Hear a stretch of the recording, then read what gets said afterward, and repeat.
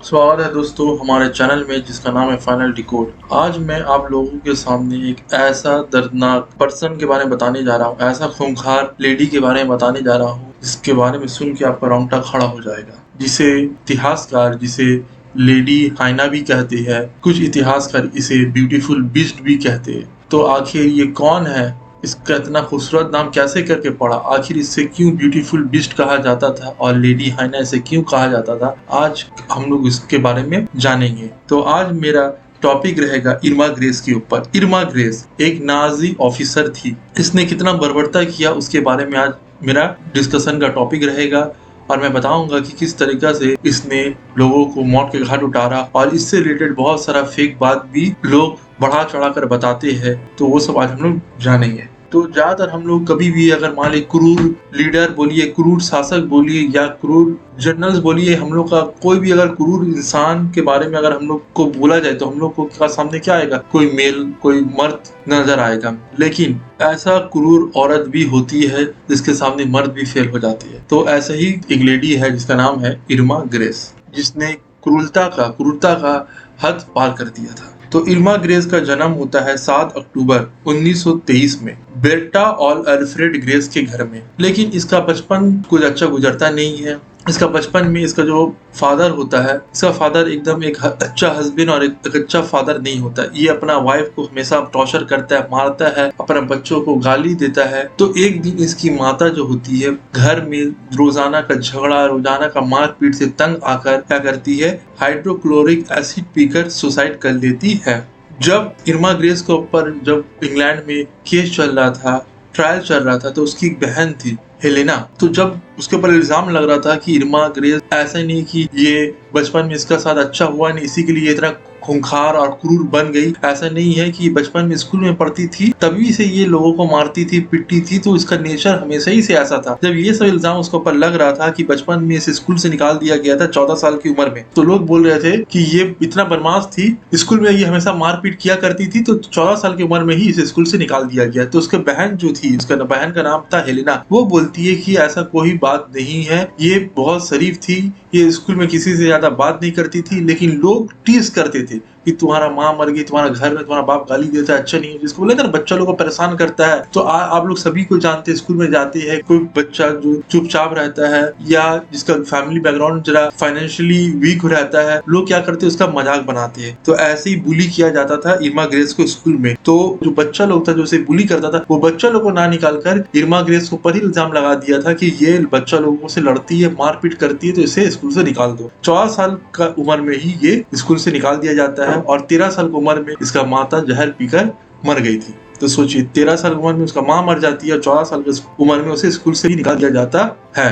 अब इतना कम उम्र में किसी कोई बच्चा को इतना टॉर्चर किया जाएगा तो उसका मेंटेलिटी कहाँ पहुंचेगा। तो स्कूल से जब उसे निकाल दिया गया था, वो जाके एक खेत में काम करना शुरू कर देती है। खेत में काम करने के बाद फिर वो एक शॉप में काम करती है और एसएस कॉन्वेलेसेंट हॉस्पिटल में वो नर्स का काम शुरू करती है, क्योंकि इसे बचपन में ये बोलती है कि मुझे बचपन से शौक था कि नर्स बनने का, तो मुझे एक अपॉर्चुनिटी मिलता है एसएस कॉन्वेलेसेंट हॉस्पिटल में काम करने, तो मैं वहां पर नर्सिंग सीखती हूँ। उसी हॉस्पिटल में ये दौर, मैं किस दौर का बना हूँ, ये उस दौर के बारे में बात कर रहा हूँ जब हिटलर पावर में आ रहा था। चारों तरफ नाजी प्रोपेगेंडा चल रहा था और हॉस्पिटल में क्या किया था, जो भी नाजी पार्टी का जो अगेंस्ट में था, जो भी नाजी लोगों के खिलाफ होता था, लोग उसे पकड़ के लाते थे नाजी का ऑफिसर लोग और उसके ऊपर एक्सपेरिमेंट होता था। तो ऐसे ही कुछ ये जब हॉस्पिटल में पेशेंट लोग को जब देखभाल करती थी, वहीं पर उसको ये सब टॉर्चर देखने को मिला है, पेशेंट लोग का साथ जो बर्बरता होता वो देखने को मिला और वो देखकर इसे अच्छा लगने लगा और वो भी सोचने लगी कि मैं भी ऐसे ही करूंगी। वो बार बार ये सोचने लगी कि मुझे भी बचपन में बहुत सताया गया, अब मैं लोगों से बदला लूंगी उन्हें तड़पा कर। 1942 में उसे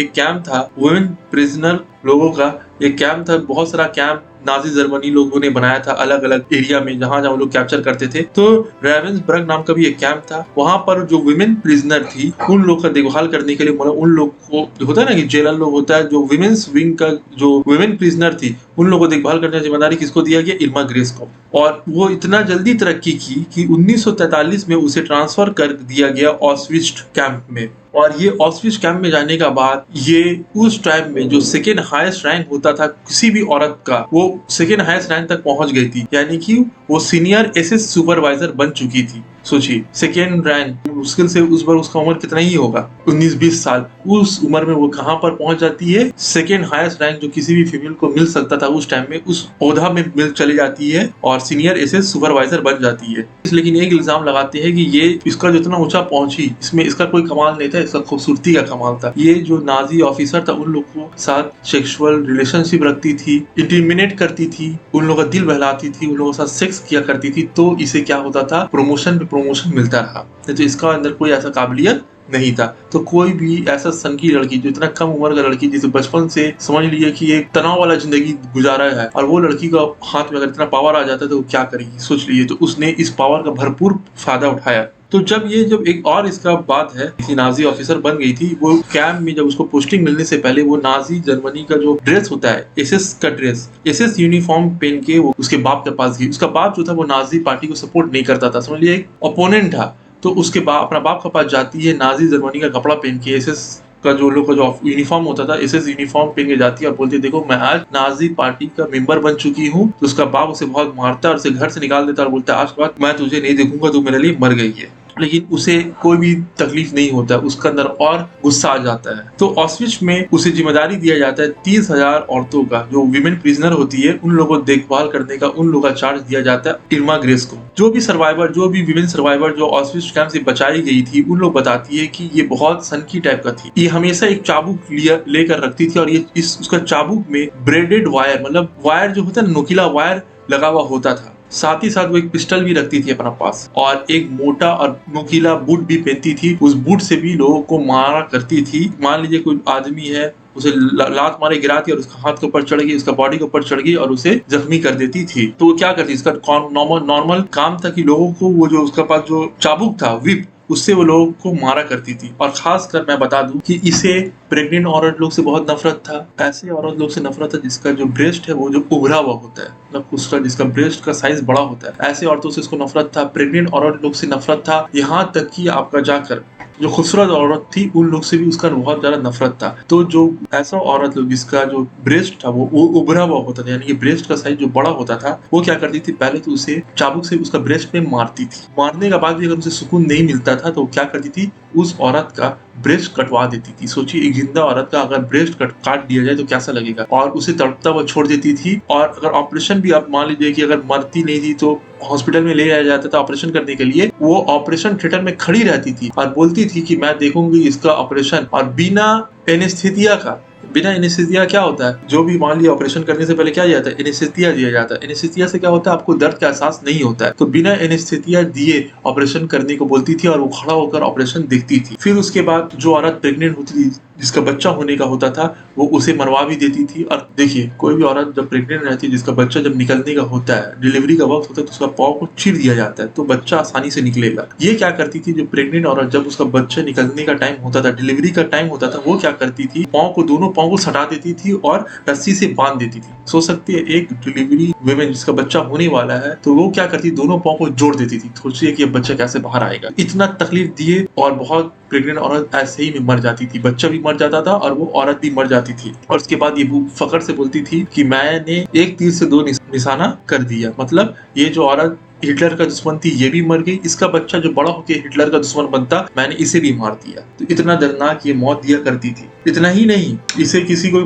मारता हुआ देख बहुत अच्छा लगता था। ये अपना साथ कुत्ता भी रखती थी, शिकारी कुत्ता, और उसे उसका पास 2 शिकारी कुत्ता था बताया जाता है। और ये शिकारी कुत्ता को बंद कर देती थी कहीं, कुछ दिन तक, 4 दिन 5 दिन हफ्ता भर अपना कुत्ता को खाना नहीं देती थी। क्यों? क्योंकि जब वो भूख लगेगा तो वो किसी को भी खा लेगा, तो वही करती थी। ये क्या करती थी, अपना कुत्ता लोग को खाना नहीं देती थी कुछ दिन तक। फिर उसके बाद ये क्या करती थी, किसी भी कैदी के सामने ले आके छोड़ देती थी इस कुत्ता को। फिर वो कुत्ता क्या करता था, भूख के मारे उस कैदी को खा लेता था। कुछ कैदी तो उसी में मर जाते थे और कुछ कैदी बच जो गए थे उन लोग क्या हो गया, अपाहिज हो गए, कोई लंगड़ा हो गया, कोई लुल्ला हो गया, कोई अंधा हो गया। तो इतना खतरनाक सजा दिया करती थी।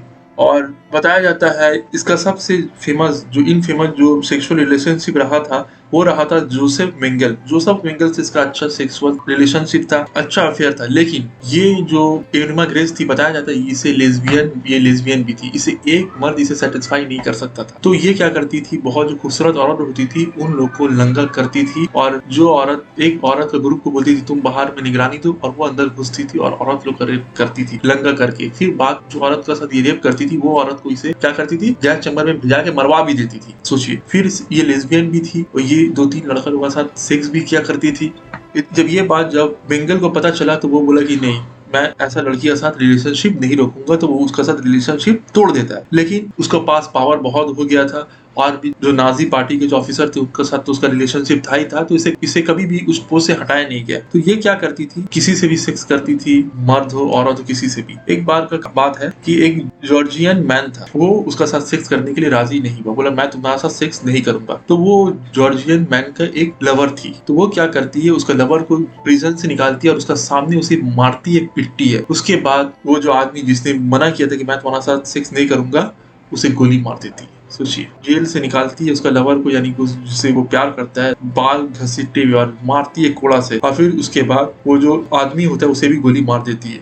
और वो औरत जिसे मार रही थी और जिसका लवर को जिसने मार दिया, तो वो औरत को बाद में क्या करती, ब्रॉथल में भेजती। वहां पर ब्रॉथल भी था। फिर उसके बाद और भी बहुत सारा इसका पीछे स्टोरी है कि बताया जाता है कि ये क्या करती थी, जो माँ बेटा है, बाप बेटी है, भाई बहन है, इन लोगों के साथ सेक्स करवाती। सोच सकते हैं, अपनी फैमिली मेंबर के साथ सेक्स करवाती थी और बोलती थी कि अगर सेक्स नहीं करोगे तो मैं क्या कर दूंगी, तुम लोग दोनों को मार दूंगी। तो मजबूरी में बहुत कोई सेक्स करते थे और बहुत कोई मर जाते, ना पसंद करते थे। तो ऐसा ये किया करती थी काम। उसके बाद बोला जाता है कि इसका घर में जब सोवियत लोग ने कैप्चर किया तो बोला गया 3 लैंप मिला जो इंसानी चमड़ा से बना हुआ था। तो ये बात बहुत हद तक फेक भी है कि जरूरी नहीं है कि इंसान का चमड़ा से बना हुआ, क्योंकि कभी कभी कोई इंसान को इनफेमस करने के लिए भी बहुत सारा गलत बात बोल दिया जाता है और उसको ऑथेंटिकेट करने के लिए कोई भी ऐसा पुख्ता प्रूफ है नहीं। क्योंकि जब सोवियत लोग जब ऑस्ट्रिच को कैप्चर कर लेता है तो ये कहाँ चली जाती है, फिर से वो रेवेंसबर्ग चले जाती है जनवरी 1945 में। फिर वो बर्गन बेल्समेन में चली जाती है। फिर जब जर्मन पूरा तरीके से हार जाता है तो ब्रिटिशर्स लोग इसे पकड़ लेता है और इसके साथी के साथ फिर इसे मिलिट्री ट्रिब्यूनल में पेश किया जाता है और इसे मौत का सजा सुना दिया जाता है। 13 दिसंबर 1945 को इसे एग्जीक्यूट कर दिया जाता है। जब इसे फांसी दिया जाता है तब इसका उम्र सिर्फ और सिर्फ 22 साल था। ये इतिहास का समझ लीजिए कि वर्ल्ड वॉर 2 का सबसे यंगेस्ट नाजी वॉर क्रिमिनल थी जिसे फांसी दिया गया था। लेकिन इसे जब फांसी दिया गया, ये इसे कोई भी चिंता नहीं था, कुछ भी डर नहीं था। और जब इसके ऊपर ट्रायल चल रहा था मिलिट्री ट्रिब्यूनल में, ये एक ही बात बोली कि मैंने ऐसा कुछ भी नहीं किया, यानी कि अपना गलती एक्सेप्ट नहीं की। हो सकता है कि ये क्रूएल हो भी या क्रूएल ना भी। तो इसने अगर जितना बताया जा रहा है कि इसने बर्बरता किया, कि जरूरी नहीं कि इसने उतना बर्बरता किया हो। क्यों, कभी कभी क्या होता है, किसी इंसान को इनफेमस करने के लिए, बदनाम करने के लिए, उस कम्युनिटी को बदनाम करने के लिए, उसका एक इमेज खराब करने के लिए इंसान कुछ भी बात मन घड़क बात बक देता है, क्योंकि उसका रियलिटी कौन क्रॉस वेरीफाई करेगा, क्योंकि उसने तो एक्सेप्ट किया नहीं, ना कोई इसका कोई ऐसा रिटर्न रिकॉर्ड मिला है। हाँ, बस वहाँ के जो लोग थे उस लोगों ने बताया। तो वो लोग हो सकता है कि गुस्सा में भी बात बोल दिए होंगे। तो कुछ भी हो सकता है कि हम लोग जब तक कोई पुख्ता प्रूफ नहीं मिले तो नहीं बोल सकते। लेकिन जो भी हो, नाजी लोगों का तो एक मानना है कि इन लोग बहुत क्रूर थे, इन लोगों ने बहुत लोगों को तड़पा कर मारा है। तो आप लोगों का क्या राय है कि क्या ये सच में ये खूंखार क्रूएल थी या नहीं थी? तो नीचे कमेंट सेक्शन में बता सकते हैं। Thanks for watching friends.